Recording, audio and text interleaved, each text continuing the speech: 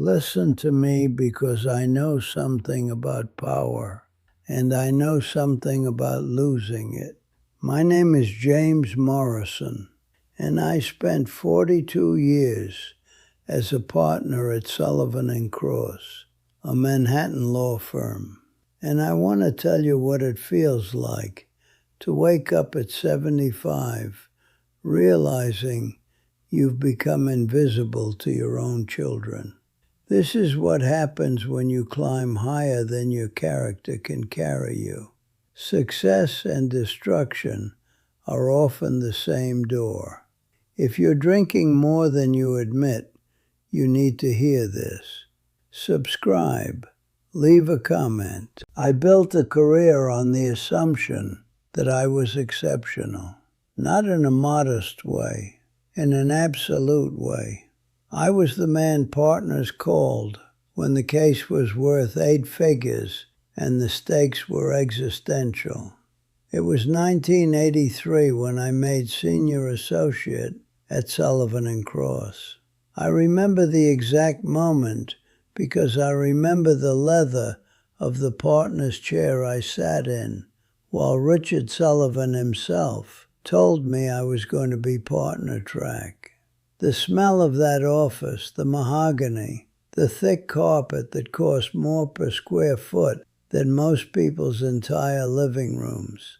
I was 37 years old, and I felt like I had reached the exact moment in the story where the protagonist realizes he is destined for greatness. My wife Sarah was pregnant with our second daughter. I drove a 1983 Mercedes that gleamed like polished silver. We had a penthouse on the Upper East Side with views of Central Park that made Sarah stand at the window for hours while I worked, which was always. The work was beautiful in a way that only the obsessed understand. A hostile takeover worth $450 million. I drafted the strategy memo that cracked the case wide open. I pulled an all-nighter in the conference room on the 42nd floor. My team brought me coffee at 3 a.m. and looked at me like I was made of something other than skin and exhaustion. I won that case and made partner at 38 years old. The partnership announcement at the firm was the kind of moment where you understand that you have officially entered a world where different rules apply. I got a corner office with windows on 2 sides. My name went on the letterhead. My compensation went from good to extraordinary. Sarah and I bought the Hamptons house in summer of '84. It was a place where surgeons and publishing executives and old money families spent weekends in a state of cultivated ease that required serious currency to maintain. The culture was that you proved worth through ceaseless work. If you stopped, you weren't worth keeping. The message was clear. I bought it completely. Every morning I'd wake at 5:30, read the journal, have coffee Sarah brewed, get to the firm by 7. I'd work until 8 or later most nights. My kids stopped asking why Daddy wasn't at dinner. They understood that important people don't have time for dinner. Somewhere in this machinery of life, I discovered bourbon could make exhaustion feel like enlightenment. It started simply, a drink after work at Michael's on Midtown. Everyone drank. This was the '80s. Drinking was success. 1 drink became 2.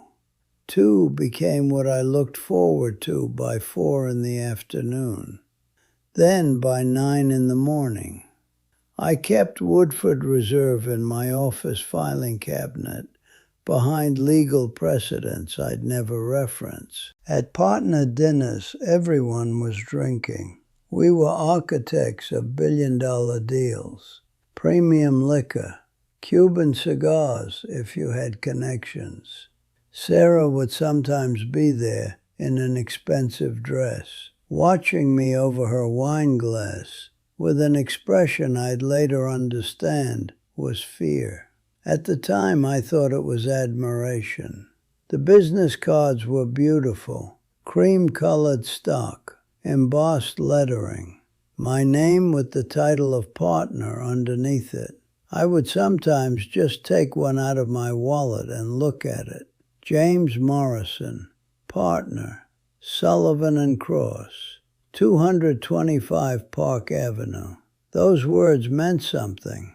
They meant I had succeeded. They meant I had beaten the odds. I didn't think about what they cost yet. By 1990, something had shifted in the invisible architecture of my life.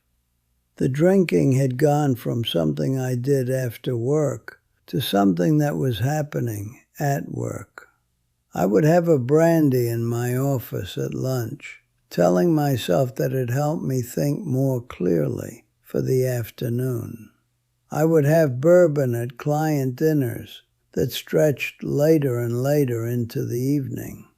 The thing about professional drinking is that nobody really calls you on it, because the whole industry is built on a certain amount of it.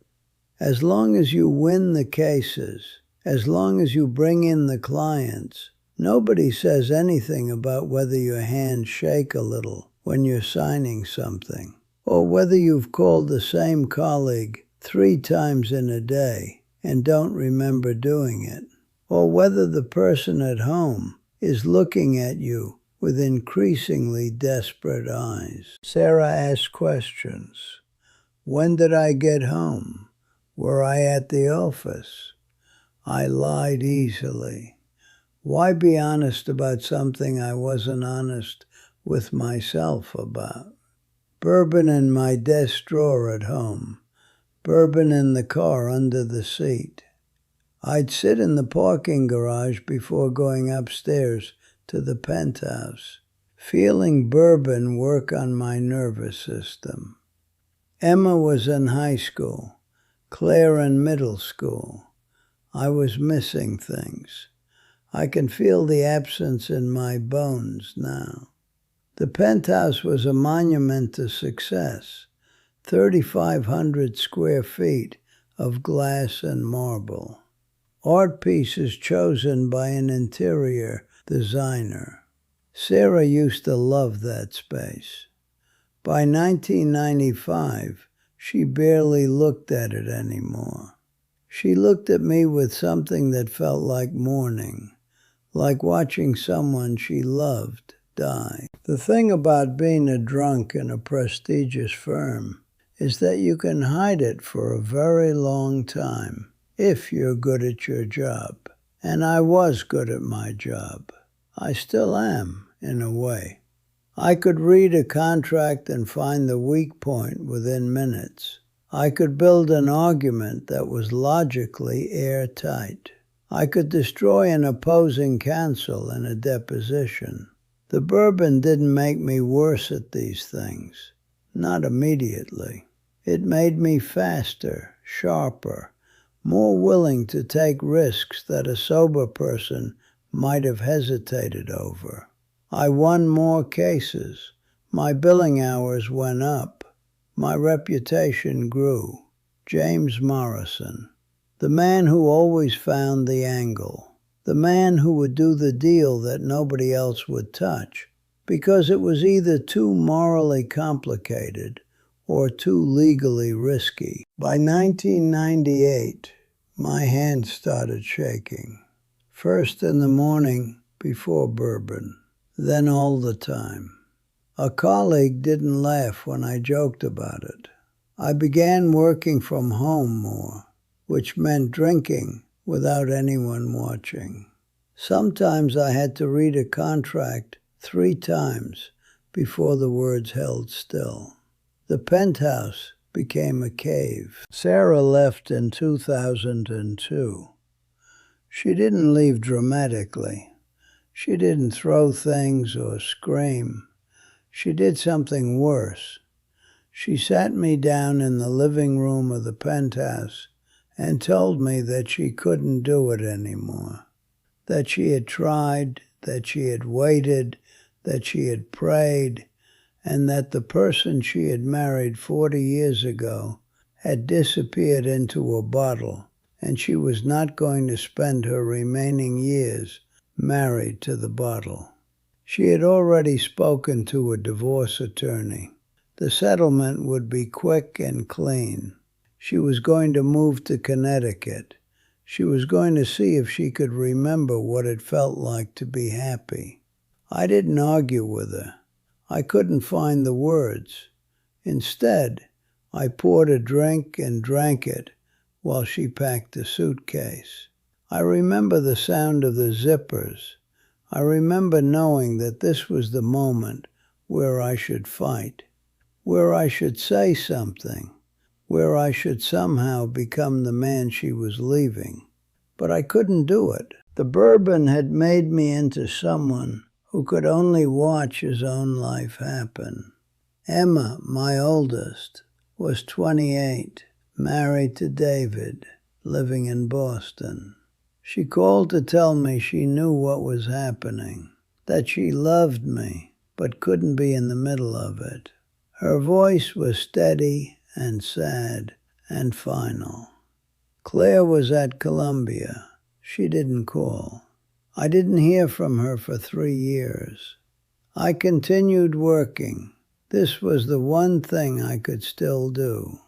The firm reduced my hours, shifted my clients, left me with the cases nobody else wanted.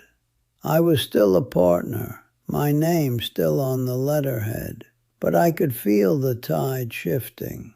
In 2005, the firm invited me to retire with a generous pension designed to help me leave with dignity intact. I was only 65 years old. I had assumed I would work until I died at my desk. That work was the thing that would keep me alive. Instead, work ended. And when work ended, the only thing left was the bourbon and the silence of the penthouse. I had kept that business card. I don't know why. I found it one day in the pocket of a suit I hadn't worn in years. James Morrison, partner, Sullivan & Cross, 225 Park Avenue. I held it in my hand, and it felt like something from a documentary about someone else's life. The lettering was still embossed. The paper was still quality, but the man whose name was on it was gone. I was a shell that looked like him, but was full of something else entirely, something that had no name and no address. The drinking accelerated because there was nothing to slow it down anymore. No meetings, no clients, no reason to perform sobriety for anyone at all. I stayed in the penthouse because I couldn't face the process of leaving it. Sarah had taken very little. She had wanted to leave everything that reminded her of the marriage behind. So there I was, this 70-year-old man, in a 3,500 square foot monument to a success I no longer understood, drinking my way through what was supposed to be the reward for all those 20-hour days. Emma called in 2007, checking in to make sure I was alive. She asked if I was drinking. I said I was having a glass of wine.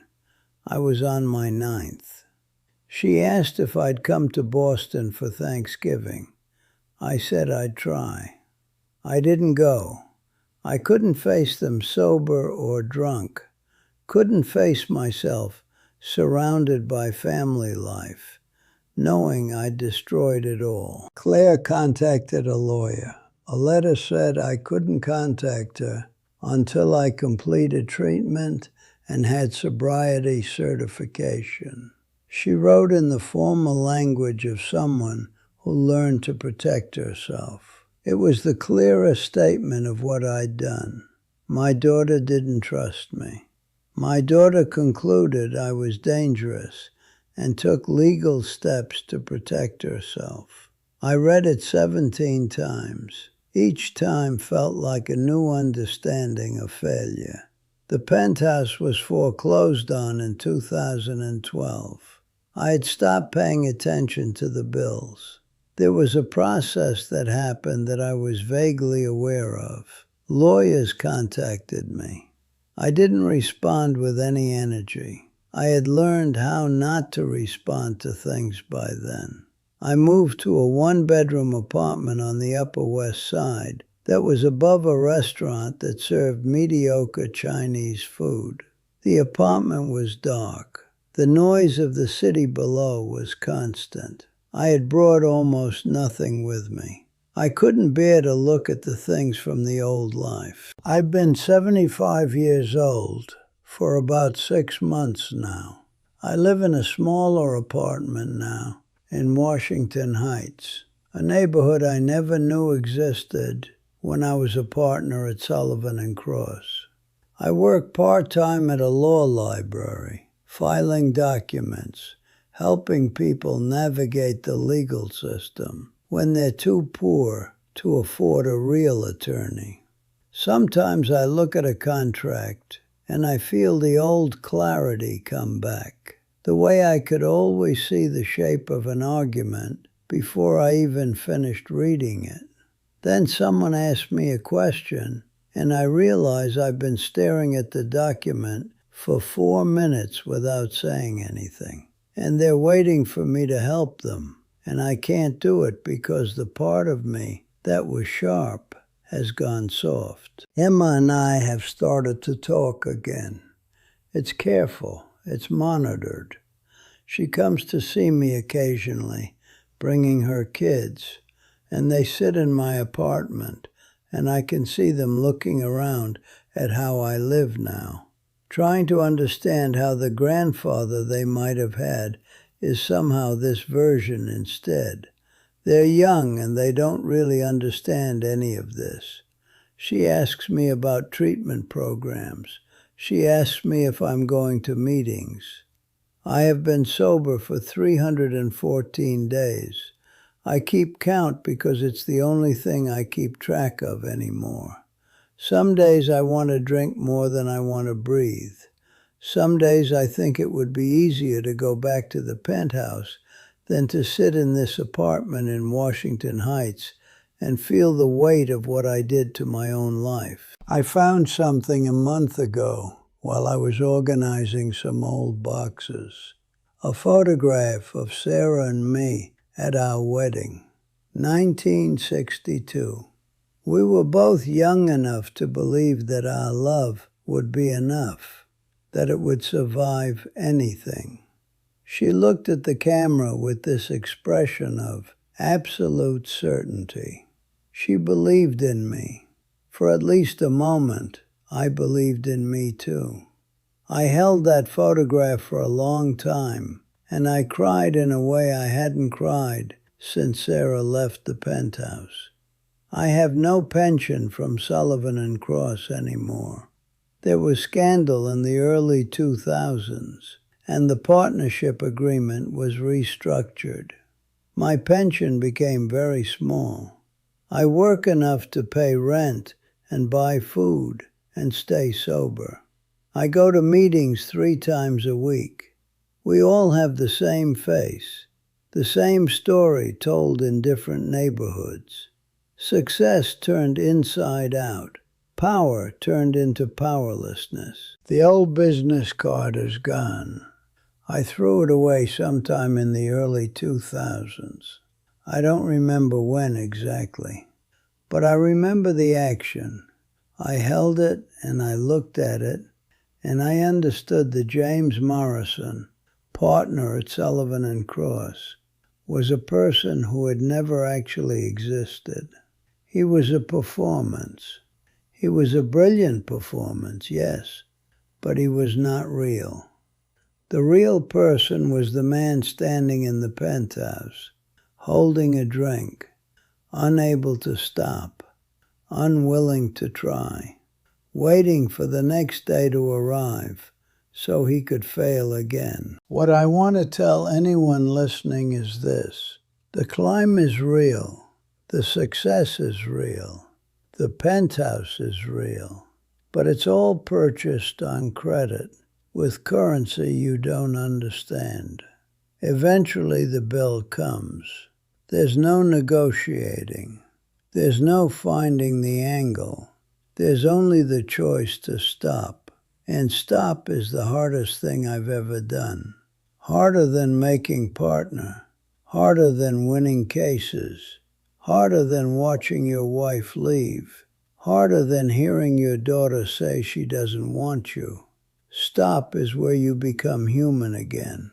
I'm 75 and 314 days sober, and I have nothing except clarity and slowness, and the knowledge that there's no time left. But it is what I have, so I do it anyway.